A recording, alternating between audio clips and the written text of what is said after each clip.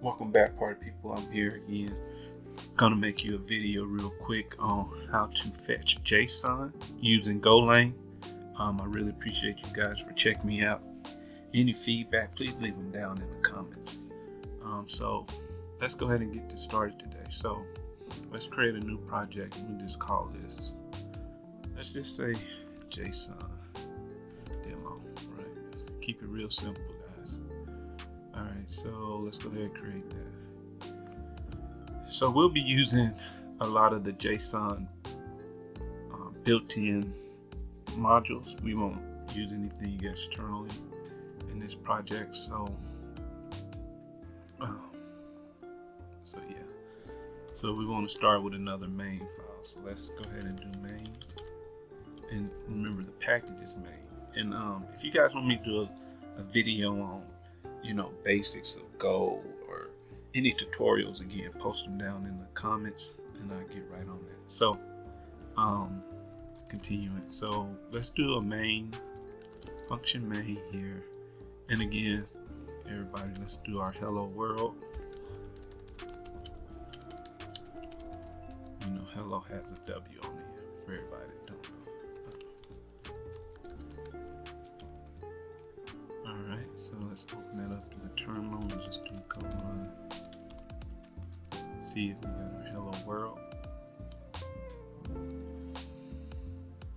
Taking a little longer today to compile. I don't know what that's all about.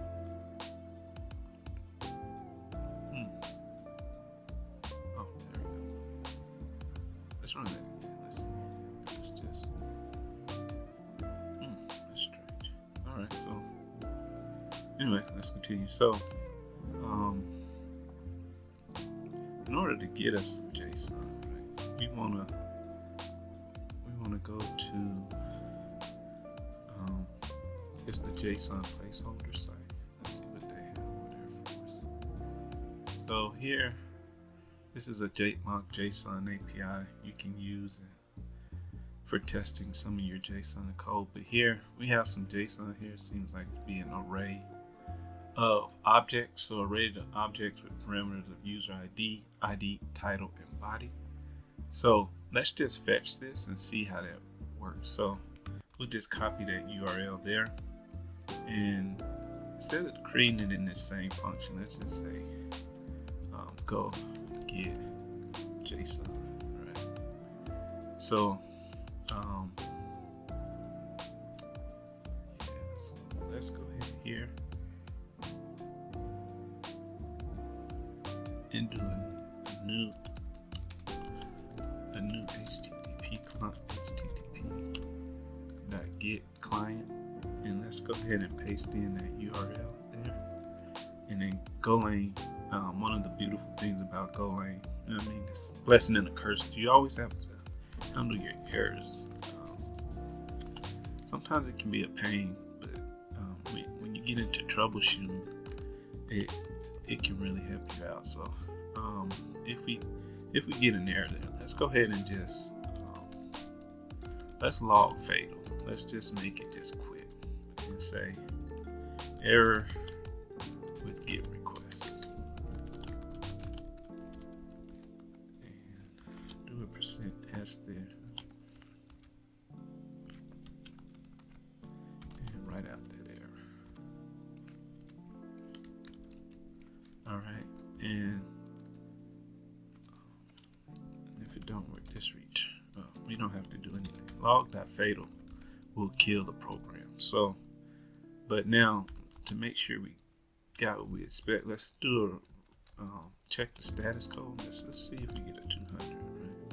And so if we get a 200, let's go ahead and get the body. So I'm gonna do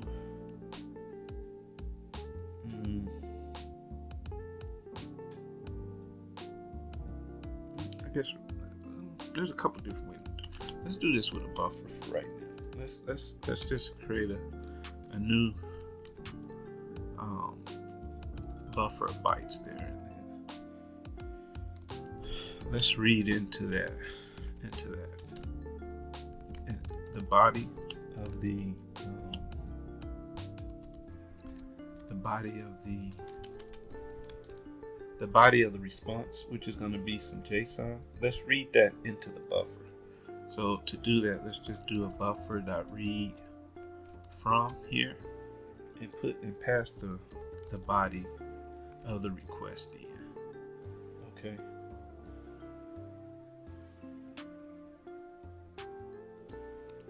Again, if there's an error, let's go ahead and handle that right quick, and we'll do the same thing as log. Again, when you're diagnosing the problem, this comes in handy. So you can just say reading bytes error, and we'll do the same thing. And we'll do a %s then. We'll just do a body error and write out the error. All right. So this in here will be the number of bytes we read in. So let's go ahead and let's print that and just see. We read bytes. And I believe that's an integer, so we have to do a D there. And let's go ahead and get rid of this. And let's go get JSON. Let's see what happens.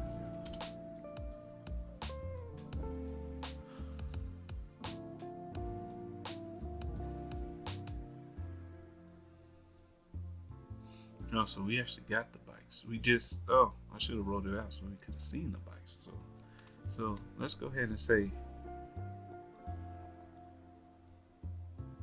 and it's not red, it's ready. It's ready. Okay, so, and let's write out our bytes here as a string, and we'll say, just put the string around our buffer, that bytes, and let's see what we get with that. Oh, look, check it out. We got all our JSON there. That's cool.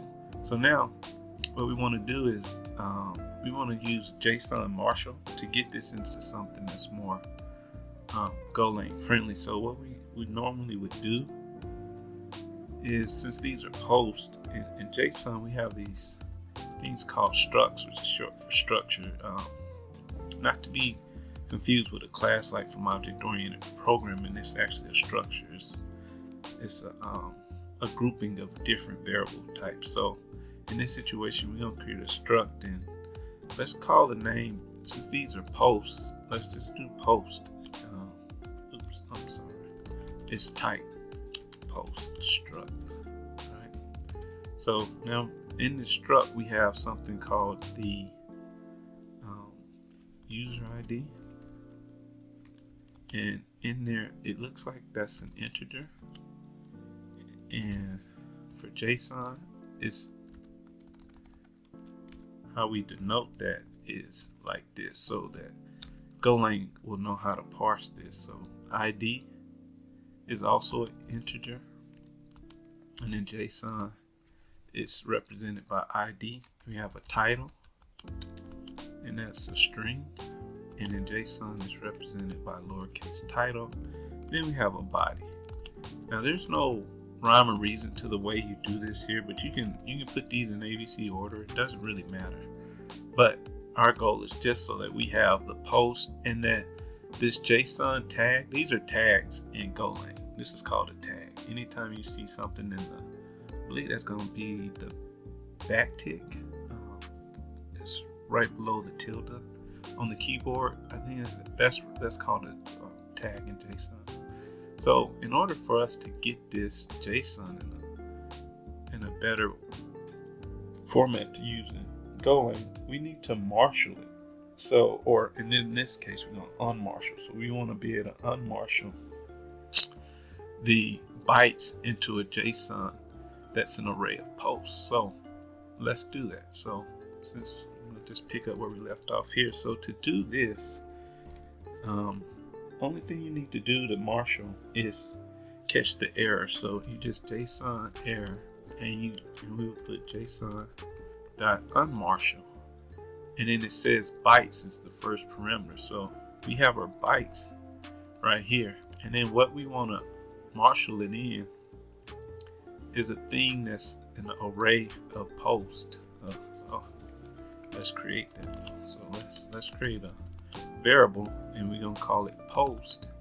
And the post is an array of posts, right? So, and let's pass that in here, okay?